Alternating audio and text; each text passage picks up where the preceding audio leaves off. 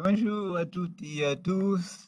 Bon, mais voilà pour notre dernier cours de notre série. C'est le 15e cours et le dernier de notre série que nous avons commencé déjà il y a quelques mois sur initiation au langage R et au logiciel RStudio. Donc voilà le 15e cours. Donc j'espère tout d'abord que vous allez quand même avoir le temps et l'intérêt de suivre cette série-là depuis le début.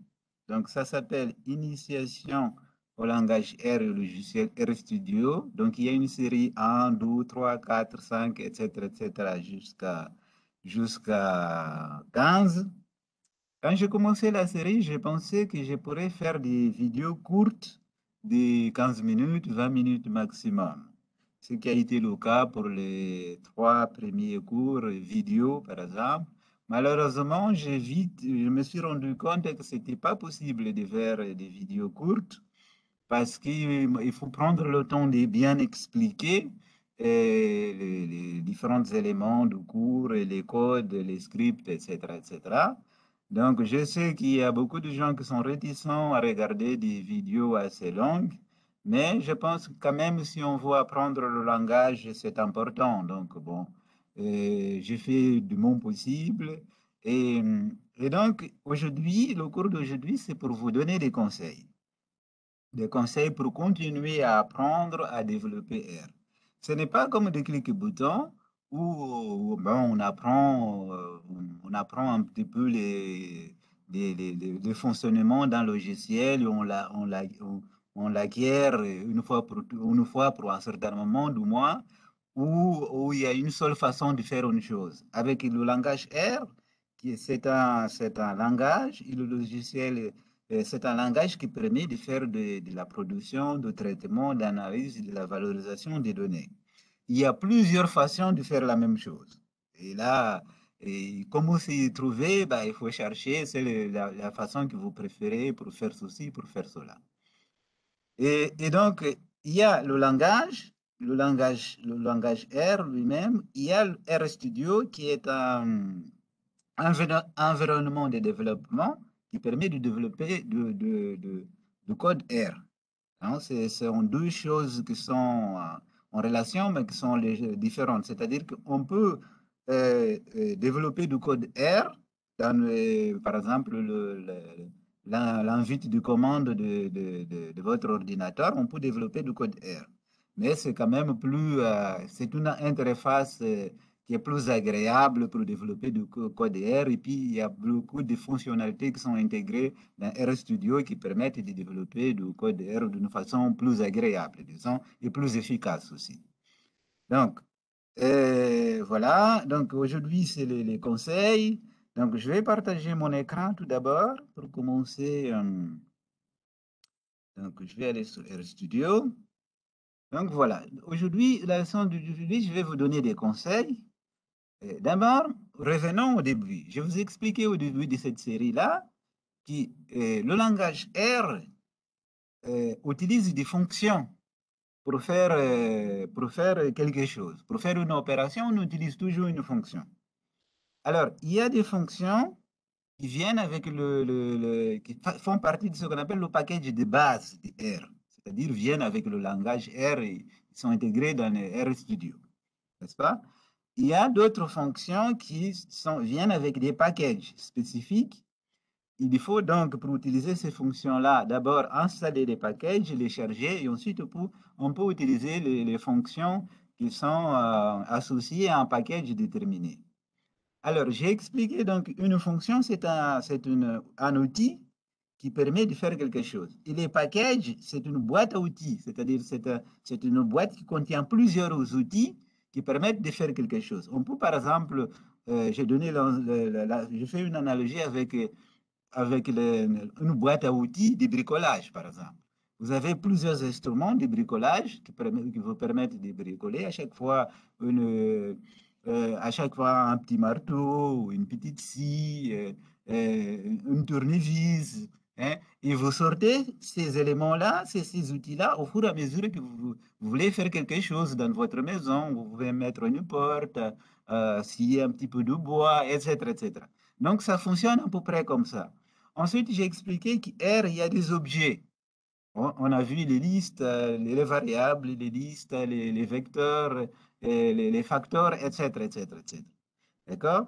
Donc, alors, il est important de savoir qu'il y a des fonctions qui viennent avec le package de base, il y a des fonctions qui viennent avec des packages spécifiques, mais on peut créer sa propre fonction aussi. On peut créer sa propre fonction. Comment créer une fonction? Alors ça, on n'a pas vu spécifiquement dans la série, mais il y a une vidéo que j'ai réalisée. Vous pouvez aller voir la vidéo. J'ai réalisé cette vidéo spécifiquement pour expliquer comment est-ce qu'on fait une fonction à soi euh, euh, euh, en R, langage R. Donc, encore une fois, R, c'est des fonctions. On utilise fonctions pour faire quelque chose. Il y a des fonctions qui sont regroupées autour d'un package et on peut faire ses propres fonctions aussi. Une fonction, il y a un nom et entre parenthèses, il y a les arguments de la fonction. OK? Donc, ça j'espère que ce soit clair. Donc, maintenant, les conseils que je vais vous donner, c'est lorsque vous voulez travailler en R, c'est d'abord de créer un projet. Les premières cours, je vous expliqué comment créer un projet. Ensuite, vous ouvrez un script. Vous avez un script comme là, c'est un script que je viens d'ouvrir. Et maintenant, bon, je vais vous montrer pour ouvrir un script, c'est là, ouvrez le file, voilà, ici, new file, script. Voilà, vous avez ici un nouveau script, c'est là, et ensuite vous nommez le script, encore une fois, save as, vous donnez un nom, je vais donner un nom ici, test, par exemple, et je fais save. Voilà, j'ai le nouveau script qui est ici, test. Pour moi, je vais effacer ce script-là parce que c'est pas. Là, je viens ici aussi, je clique ici, je fais delete. OK, OK, je delete ce script-là, je reviens à mon script. Donc voilà, on crée un projet. Un projet, ça veut dire que ce sont des dossiers que vous créez sur votre ordinateur et tous les fichiers, tous les scripts que vous avez créés vont s'enregistrer sur le dossier en question. Ensuite, vous ouvrez un script et puis vous commencez à taper du code.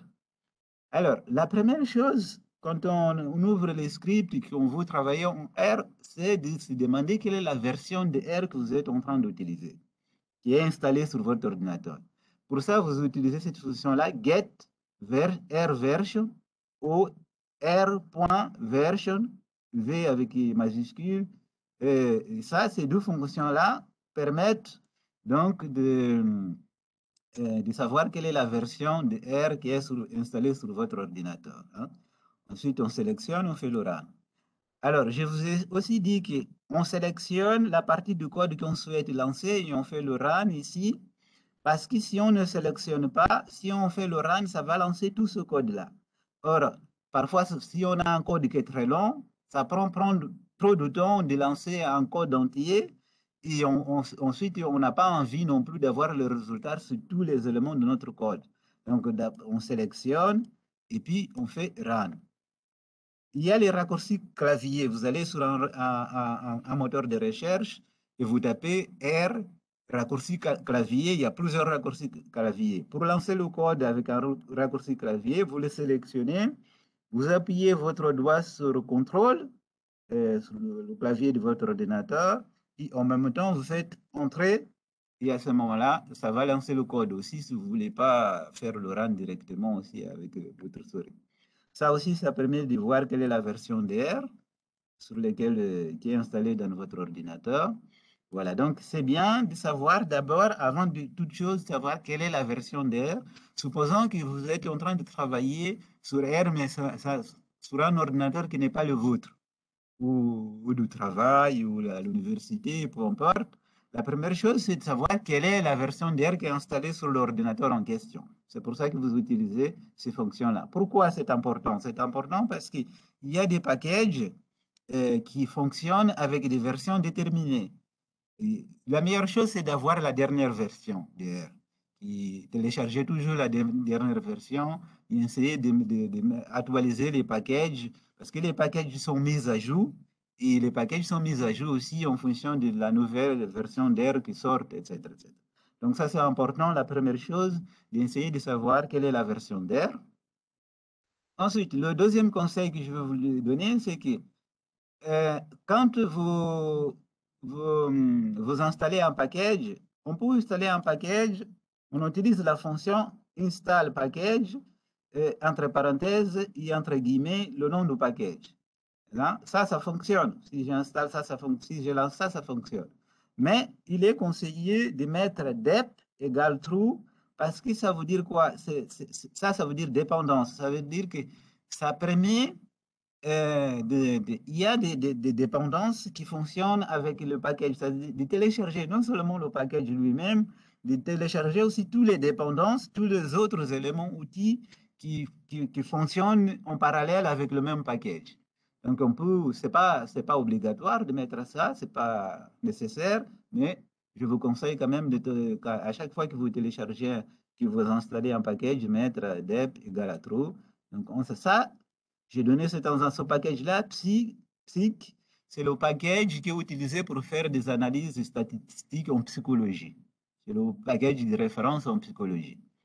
Donc voilà, comme moi je suis plutôt enseignant-chercheur en psychologie, bon, j'ai donné cet exemple-là, mais il y a des packages dans d'autres domaines, en économétrie, en géographie, etc., etc.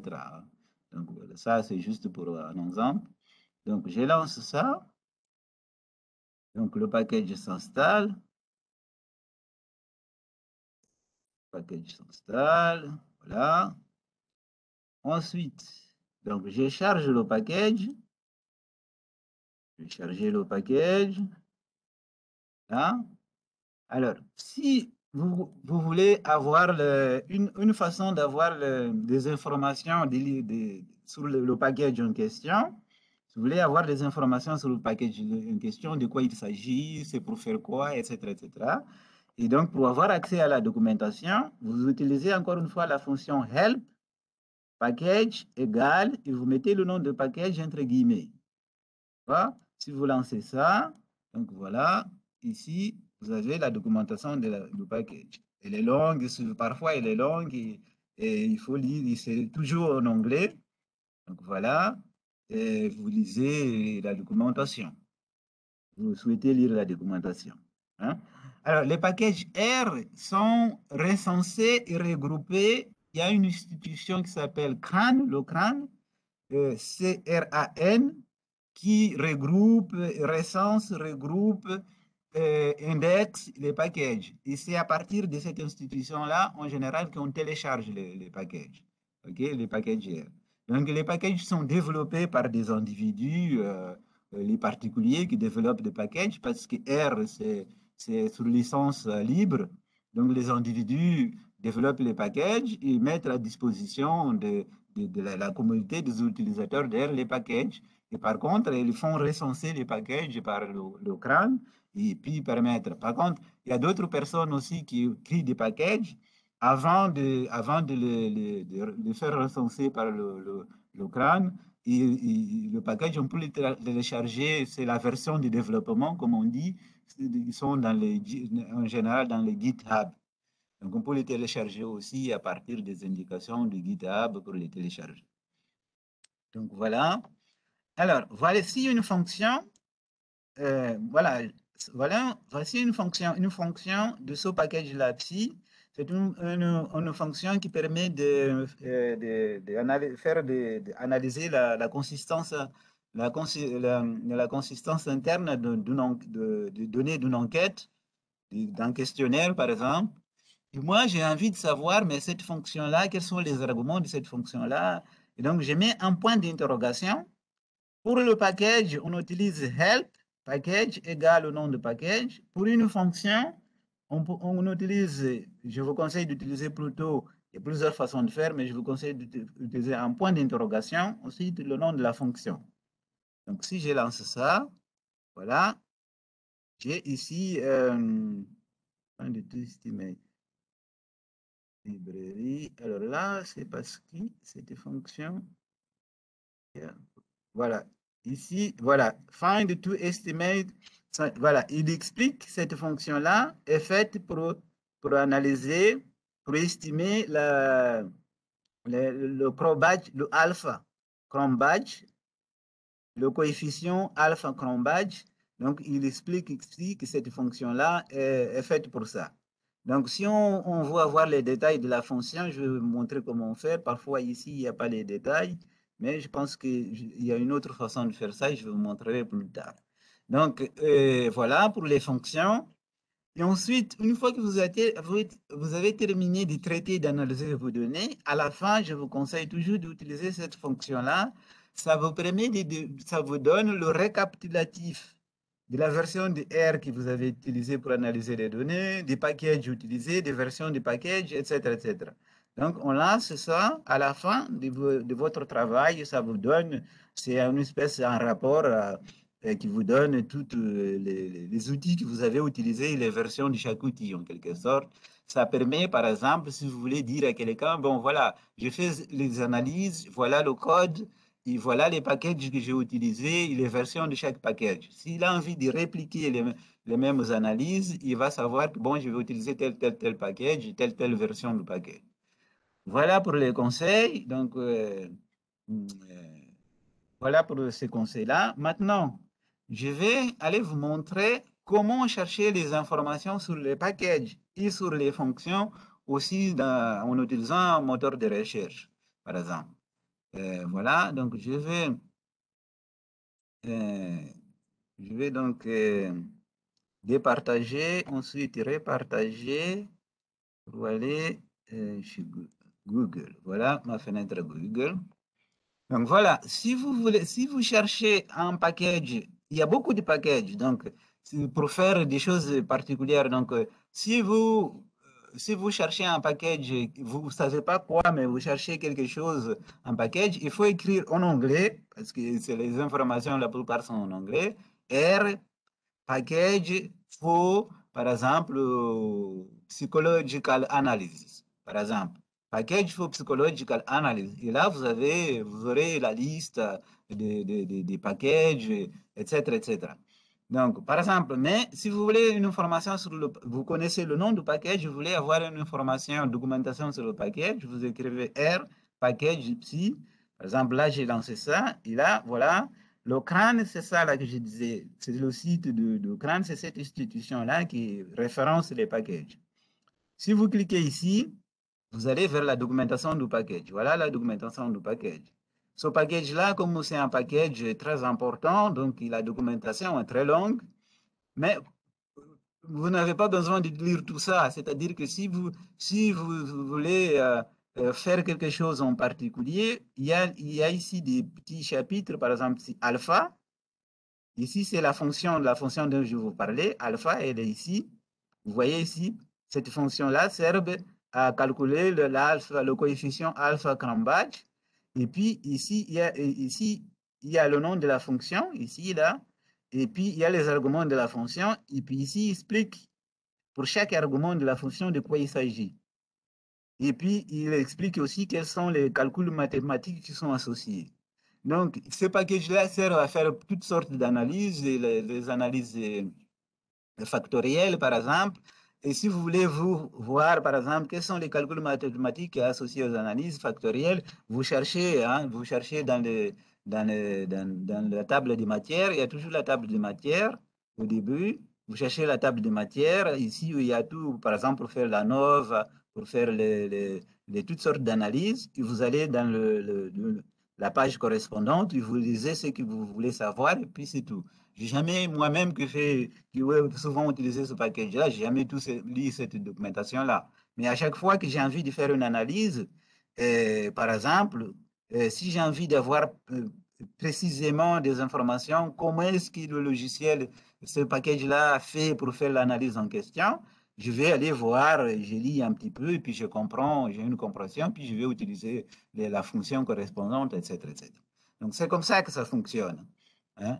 Voilà, donc soit vous pouvez sur RStudio même utiliser help, la fonction help pour voir la documentation, soit vous allez sur Internet, Pour chercher la documentation, en écrivant R package, le nom du package. Moi, je préfère faire comme ça parce que j'ai la documentation ici en version PDF et ça me permet de lire et j'ai aussi la table des matières d'aller exactement lire la partie qui m'intéresse. Voilà. Donc, voilà. Par exemple, je reviens en arrière. Si j'ai envie de...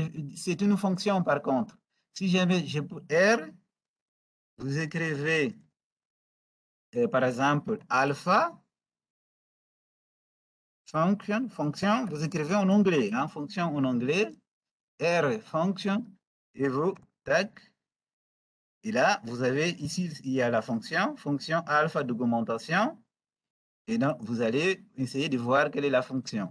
Alors là, c'est un autre package, par contre, voici, il y a le nom du package ici, et la version du package, et puis le descriptif de quoi il s'agit, cette fonction, et les arguments de la fonction. Mais ça, c'est une autre fonction qui a le même nom. Je pense que c'est celle-là qui est du package. Oui, voilà. Voilà cette fonction-là du package psi, le nom du package psi, la version et le descriptif de la fonction. Qu'est-ce que fait la fonction? Internal consistency measure of variability range, par exemple, puis explique. Ensuite, vous avez les arguments de la fonction qui expliquent. Souvent, vous avez un exemple de son utilisation à la fin. Voilà ici. À la fin, vous avez un exemple de comment utiliser la fonction. Donc voilà comme ça fonctionne. Il faut aller sur un moteur de recherche et écrire le nom de la fonction, écrire fonction, et puis vous avez des informations sur la fonction. Voilà, toute documentation, si vous cherchez une information sur R, etc., il faut aller sur Internet. Il y a beaucoup d'informations du site Internet, etc. Donc voilà, ça, je vais départager ça parce que je vais vous montrer, je vais aller montrer une autre chose. Excusez-moi, je vais repartager à nouveau. Maintenant, je vais sur... voilà. Ici, ce document-là, je vais mettre un lien dans le descriptif de cette vidéo. Je vais mettre un lien vers ce document-là. Ce document-là, j'ai écrit là quelques conseils et infos pour pratiquer le langage R et RStudio. D'abord, il y a ce livre-là que je vous conseille. Il y a la version anglaise et la version française. Moi-même, j'ai appris R avec ce livre-là et la plupart des data scientists que je connais, des ingénieurs qui travaillent dans la data ont souvent appris R avec ce livre-là. Ce monsieur-là, c'est quelqu'un qui a développé, c'est deux messieurs qui ont développé beaucoup de packages R. Et donc, bon, bah, vous lisez ce livre-là, ça vous permettrait, si vous avez le temps, il y a beaucoup de pratiques de R et ensuite continuer à pratiquer. Voilà les sites pour pratiquer R. J'ai mis ici quelques sites. Les sites web sur la documentation RStudio, les sites web pour demander de l'aide, les informations sur le package. Tout ça, dans le descriptif de cette vidéo, vous allez trouver un lien pour aller vers ce document-là qui va vous permettre ensuite d'aller voir les sites internet, les pages web pour avoir des informations en R. Voilà, je vais départager et reviens. Donc, voilà les conseils que je voulais vous donner pour continuer à pratiquer. Je vous dis encore une fois, un langage de programmation, c'est difficile à apprendre. Ça prend du temps. Il faut s'exercer. Parfois, certains d'entre vous sont des enseignants-chercheurs, n'ont pas de temps. Certains sont des étudiants, sont très occupés. Je le comprends bien. Mais R, c'est un outil fantastique qui est gratuit, qui offre beaucoup de possibilités. Il faut simplement prendre le temps de se consacrer. Moi, quand j'ai commencé, j'avais aussi des occupations, mais j'ai essayé de prendre tous les jours de la semaine, 30 minutes pour faire un exercice en R, 30 minutes, ainsi de suite, ainsi de suite. Au bout de 3 mois, 6 mois, vous commencez déjà à pratiquer, vous évoluez, etc. Donc voilà. Alors, qu'est-ce que je voulais dire d'autre? Donc, il y a 15 vidéos au total. Vous essayez, si vous pouvez, de les voir. Et puis, il y a d'autres vidéos que j'ai fait en parallèle sur des thèmes tout précis, comme par exemple, comment faire une fonction à soi. Et puis qu'est-ce que vous voulez dire d'autre? Alors, là, je vais commencer une nouvelle série sur le machine learning en Python. Cette fois-ci, je vais plutôt faire court une série de 3 vidéos sur le machine learning en Python pour expliquer surtout pour les collègues qui sont des enseignants-chercheurs, des étudiants qui ne sont pas familiarisés avec ces nouvelles techniques qui apparaissent de la traitement et analyse des données en utilisant l'intelligence artificielle et le machine learning. Donc, je vais ce qu'on appelle en français l'apprentissage automatique. Et donc, je vais faire une série de 3 vidéos là-dessus. Et alors, R, pour la data science, le langage de la data science, c'est le Python, Python comme on disent les anglo-saxons. Python, c'est le langage de la data science par excellence, hein. Mais R aussi, c'est R pour l'analyse statistique. Et puis, le JavaScript pour pouvoir faire des interfaces graphiques basées sur l'analyse des données, par exemple. Et C++, qui est un langage qui permet de faire plutôt des outils qui, des outils qui sont basés sur des calculs mathématiques, en quelque sorte. Donc, en général, dans la data science, c'est le Python, R, JavaScript et le C++. Alors, vous savez, j'aime beaucoup le Python, le langage, c'est un langage assez simple et j'aime beaucoup. Et quand j'apprenais le Python, j'avais cette chanson une chanson plutôt ridicule. J'avais l'habitude de chanter pour amuser un petit peu mes collègues de l'époque. Je me disais, bon, Python, Python, oh, Python.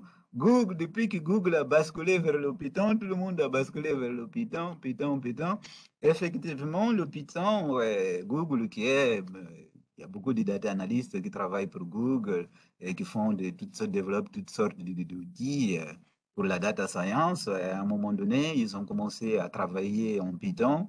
Et donc, bon, bah, la communauté de la data a basculé vers le Python, qui est maintenant le langage de la data science, comme je vous disais.